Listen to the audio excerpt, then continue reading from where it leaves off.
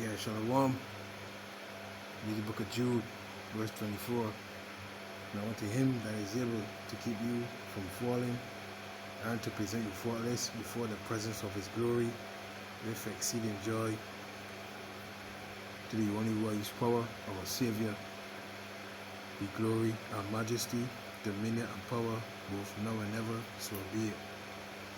Giving all praises, all honor, and all glory to the Heavenly Father and his only begotten Son, Yahweh, Bahasham, Yahweh Shai, Bahasham, Wachaha, Kodash, and double honor to my teachers, the apostles, the elders, and the bishops of Great Millstone, who watch over our souls.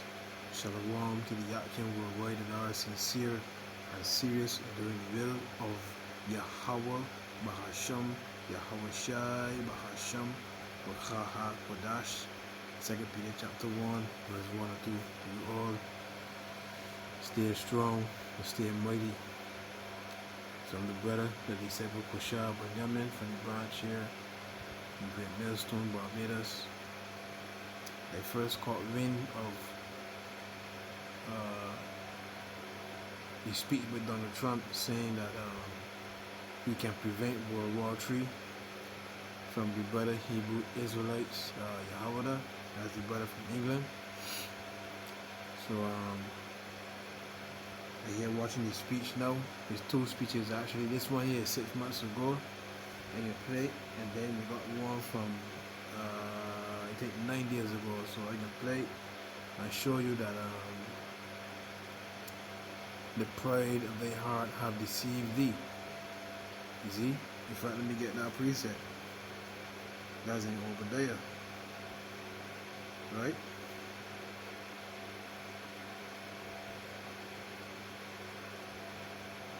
Let me get that preset. This is Obadiah chapter 1. Obadiah chapter 1 and verse 3. The pride, you know, you gotta start at 1, you can understand what it's talking about for you newcomers up there.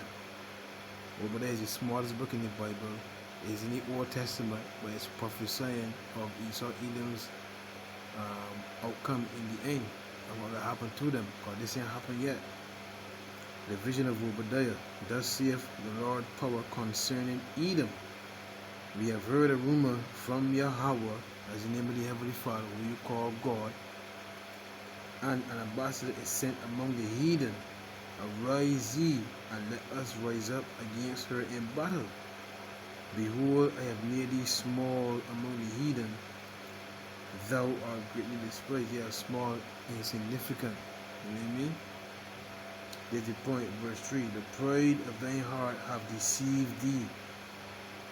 Thou that dwellest in the clefts of the rock, whose habitation is high, that saith in his heart, who shall bring me down to the ground? So the pride of thy heart have deceived thee. Right? Thinking that you, first of all, thinking that your empire will keep on going on, and then thinking that you can prevent World War III.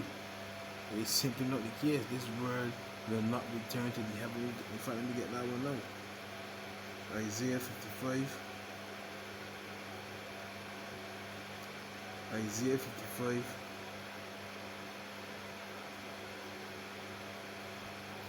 Let me start at 10. For as the rain cometh down, and the snow from heaven, and returneth not thither, but watereth the earth, right? When the rainfall, you ain't getting back up in the clouds. When it hit the ground, the earth is going to suck it up, and it will feed the plants, the grass, etc. Right? But watereth the earth, and maketh it bring forth and bud, that it may give seed to the sower, and bread to the eater, to a farmer and the consumer. So, this is the point. So shall my word be that goeth forth out of my mouth. It shall not return unto me void, but it shall accomplish that which I please, and it shall prosper in the thing whereto I sent it. So the Lord said in the book of Revelation, let me get this one now, and then you play the videos, and then shut shop. Revelation 11 verse 14. The second war is past, and behold, the third war cometh quickly. The third world war. So you have 2 world wars. Holds the headlines. I'm the only candidate who... So like you have 2 world wars, and now you're approaching the third world war, and it is fast approaching. But before all that, this mark of the beast, Nicaragua, has to be mandated first. You see? But let me play the video. The race for the White House is heating up, with the first Democrat contender emerging to challenge President Joe Biden. But it's the battle for the Republican nomination that's grabbing headlines, with Donald Trump today declaring only he can prevent World War III. US correspondent Catherine Firkin has the story. Former President Donald Trump may no longer have the unwavering backing of his party, but there's no question he still hogs the headlines. I'm the only candidate who can make this promise. I will prevent, and very easily, World War III, very easily. The 45th president, the main draw card at the annual Conservative conference. We're going to complete the mission. We're going to see this battle through to ultimate victory. We're going to make America great again. He's a... No, we want to get a precept to prove that that will not happen. This is the book of Jeremiah. This is the book of Jeremiah, chapter 51, and verse 9. We would have healed Babylon, but she is not healed. Forsake her, and let us go everyone into his own country, for her judgment reacheth unto heaven, and is lifted up even to the skies. So Babylon, aka America, you see where Babylon means confusion, and America is the headquarters of the confusion through the whole 4 corners of the globe. So it will not be healed. The Lord has broken the staff of the wicked.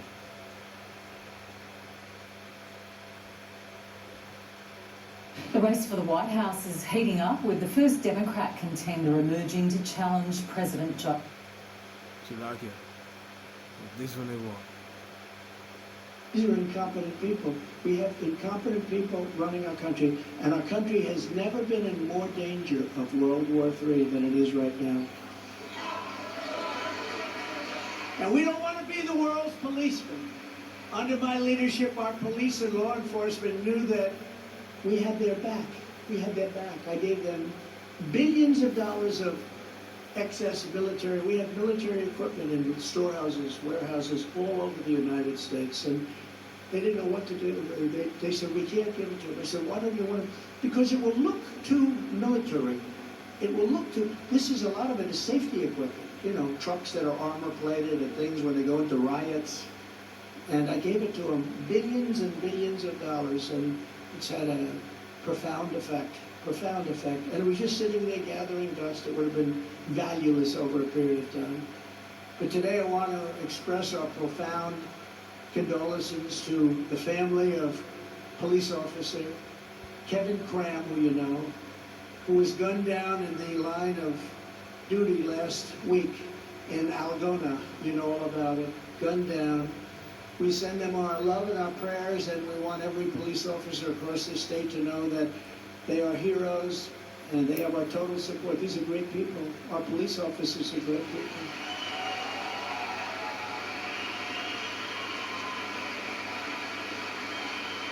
Thank you, Kevin. Thank you, Kevin.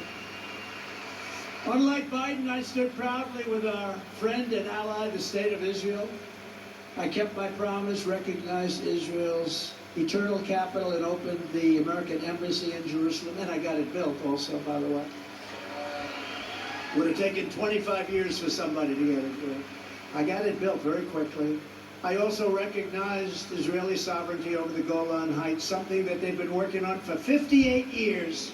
Planes would fly in every year. They'd come in and they'd leave. Nothing would happen. I got it done very quickly. And I withdrew the United States from the disastrous Iran nuclear deal. The bad part is they haven't done anything with it. And now Iran's making nuclear weapons. and this guy does nothing about it. That was the biggest thing I did for Israel. I ended the Iran nuclear holocaust, I call it. It would have been the worst. And we were going to make a deal. We would have had a deal with Iran within 2 weeks after the election took place. And when that happened, all of a sudden China went back to buying oil. I prohibited China from buying oil. I said, if you buy oil from Iran, you're not going to buy anything. We're not doing business with you. We're going cold turkey. A lot of people like that anyway. We're going cold turkey. They said, sir, they never want to buy oil from Iran. Now they're buying millions and millions of barrels of oil, making Iran very rich. And we would have had a deal, good for everybody, good for Iran, frankly. We would have had a deal, but the election got in the way of that one. We did the Abraham Accords, we did so much, but we would have had a deal there, and that would have been a good one, but they've done nothing with it. They haven't done anything with it. They had such a great negotiating position, but they had no idea. But all of that was just the beginning. Here's just some of the agenda that we will immediately implement when we become the 47th President of the United States. This is a movement.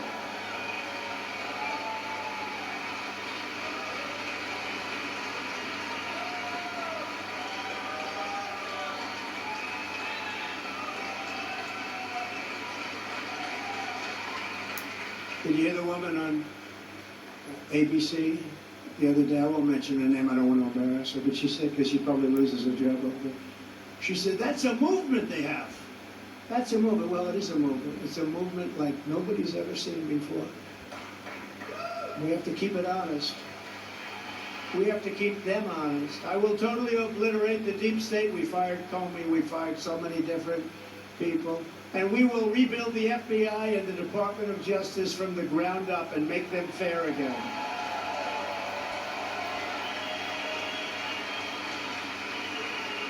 And before I even arrive at the Oval Office, shortly after we win the presidency, I will have the horrible war between Russia and Ukraine settled.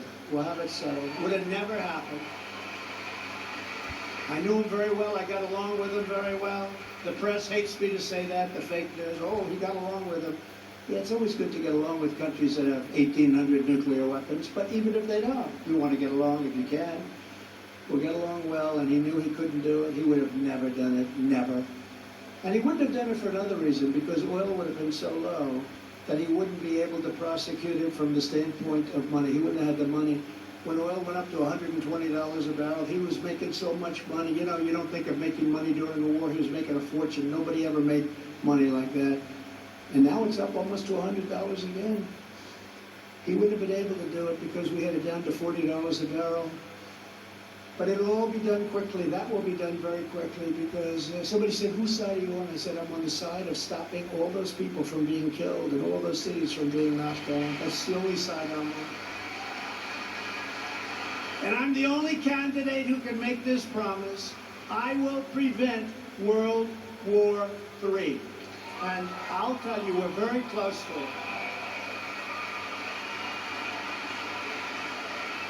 We're very close to it right now.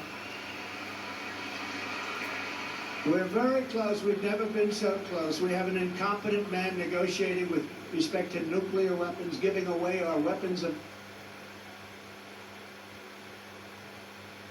and I'm the only candidate who can make this promise. I will prevent World War III. And I'll tell you, we're very close to it. We're very close to it right now. We're very close. We've never been so close. We have an Romans 3 and Romans chapter 3. In the book of Romans chapter 3 verse 4. We start at 3. For what is some did not believe, shall their unbelief make the fear of the Most High for effect? Because a lot of you think that he can actually prevent World War III. Right? God forbid. Yeah, let God be true, but every man a liar. So Donald Trump is a liar. He's lying here. He cannot prevent biblical prophecy, man. No man can prevent biblical prophecy. As it is written that thou mightest be justified in thy sins, and mightest overcome when thou art judged. So let God be true and every man a liar. Donald Trump cannot prevent World War III, brother. Competent man negotiating with respect to nuclear weapons, giving away our weapons of mass destruction when other countries don't. We have an incompetent man, doesn't even know what it is, and he's negotiating with the smartest people, the smartest leaders, people that are at the top of their game. He's negotiating with. He has no clue. We're very close to World War III, don't kid yourself. And this will be a war like no other. This isn't army tanks running back and forth shooting at each other. The weaponry is so powerful, it's so devastating. This will be a war like this will be obliteration. We have a man who's incompetent. He was incompetent 25 years ago. Isaiah chapter 9 verse 5. For every battle of the warrior is with confused noise. The spears, the swords, right? And garments rolled in blood, but this shall be with burning and fuel of fire. That's in the says, brother. Isaiah 54. Isaiah chapter 54 and verse 16. Behold, I have created a smith. What is smith here? A scientist. The smith, the word smith here, I forget the Hebrew word, but it goes into a maker of metal. You see? I forget the other definition, but this smith here is going to the scientist who's making these missiles. Behold, I have created a smith that bloweth the coals in the fire, and that bringeth forth an instrument for his work. And I have created a waster to destroy. Or that waster? The missiles, brother. The missiles, big man. See? That we're going to destroy this place. Let's get one last preset here. 2 Ezra 16. Verse 1. I can jump wrong here, right? Will be unto thee Babylon and Asia, will be unto thee Egypt and Syria. Gird up yourselves with cloths of sackcloth, here bewail your children, and be sorry, for your destruction is at hand. A sword is sent among you, and who may quench it? A fire is sent among you, and who may quench it? Plagues are sent unto you, and what is he that may drive them away? Right, so who can stop all these plagues that coming? Who can stop the prophecies, man? You see? Verse 7, 2 Ezra 16, verse 7. 2 Ezra 16, verse 7. Right?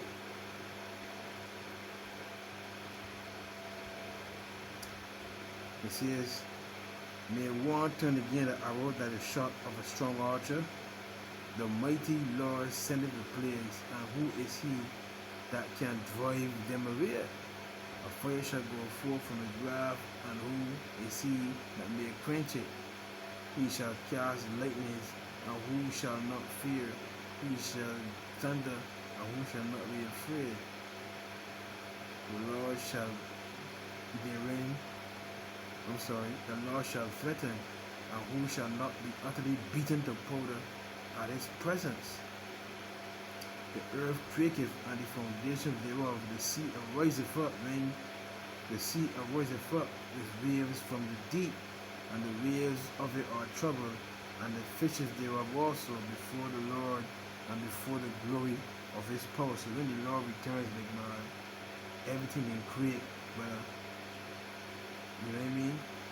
Everything in create, big man. Verse 12, easy point, another point. For strong is his right hand that bendeth the bow, his arrows that he shooteth are sharp, and shall not miss when they begin to be shot into the ends of the world. When the missile is stolen, they call it broken arrow. You see? So in 2 Ezra 16, the arrow mentioned here is a metaphor for the ICBMs. Because you can't shoot a regular arrow from your location to, if you're in Kansas City, you can't send a normal arrow from Kansas City to Pittsburgh, Pennsylvania, or to here in Barbados. It simply can't be done. So our here is a metaphor for the necessity. Right? So it behooves you to repent. Right? But you can close there and just pray this. Let's say pray again and shut short. Nothing can stop the prophecy of God. For strong is his right hand that bendeth the bow, his arrow that is shooted for a sharp and shall not miss when they begin to be shot into the ends of the world. The thing I did for Israel, I ended the Iran nuclear holocaust, I call it. It would have been the worst. And we were going to make a deal. We would have had a deal with Iran within 2 weeks after the election took place. And when that happened, all of a sudden China went back to buying oil. I prohibited China from buying oil. I said, if you buy oil from Iran, you're not going to buy anything. We're not doing business with you. We're going cold turkey. A lot of people like that anyway. We're going cold turkey. They said, sir, we would never want to buy oil from Iran. Now they're buying millions and millions of barrels of oil, making Iran very rich. And we would have had a deal, good for everybody, good for Iran, frankly. We would have had a deal, but the election got in the way of that one. We did the Abraham Accords, we did so much, but we would have had a deal there, and that would have been a good one, but they've done nothing with it. They haven't done anything with it. They had such a great negotiating position, but they had no idea. But all of that was just the beginning. Here's just some of the agenda that we will immediately implement when we become the 47th President of the United States. This is a movement.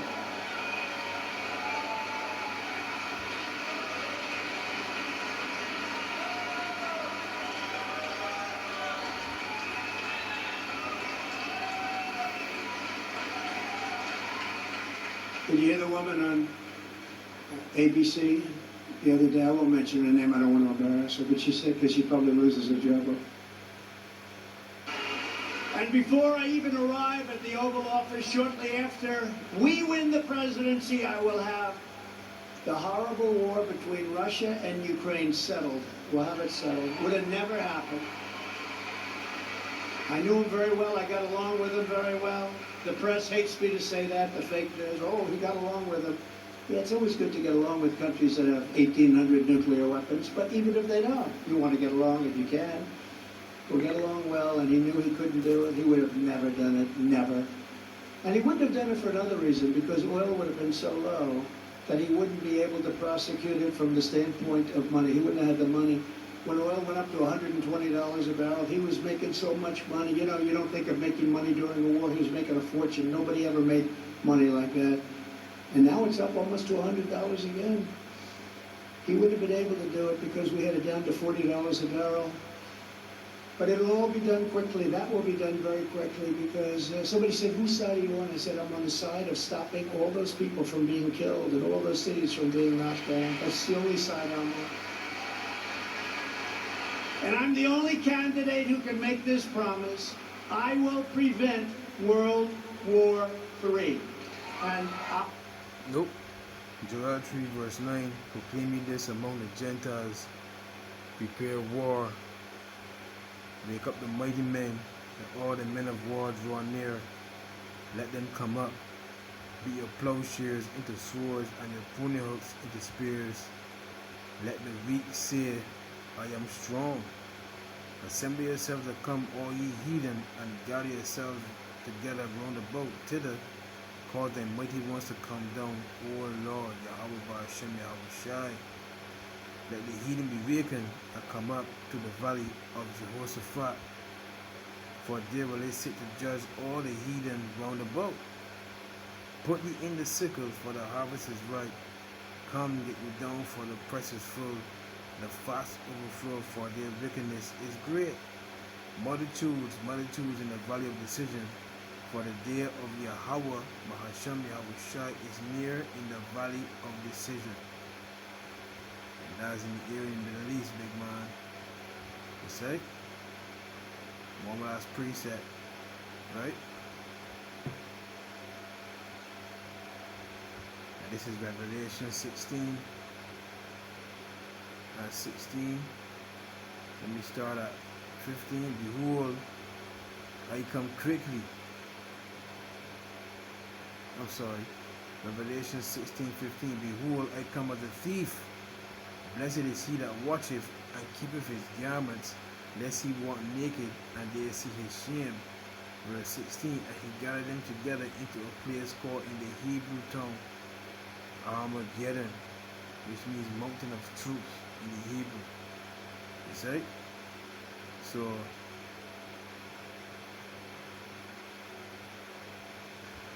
you can't prevent World War III, Donald Trump.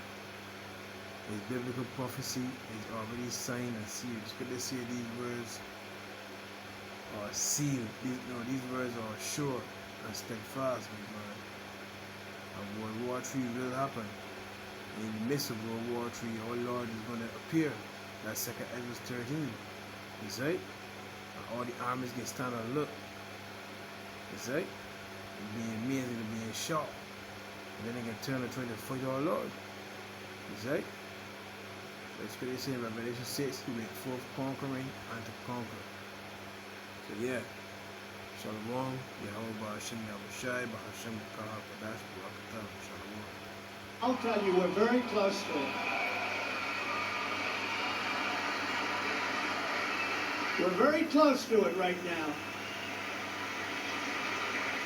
We're very close. We've never been so close. We have an incompetent man negotiating with respect to nuclear weapons, giving away our weapons of mass destruction when other countries don't.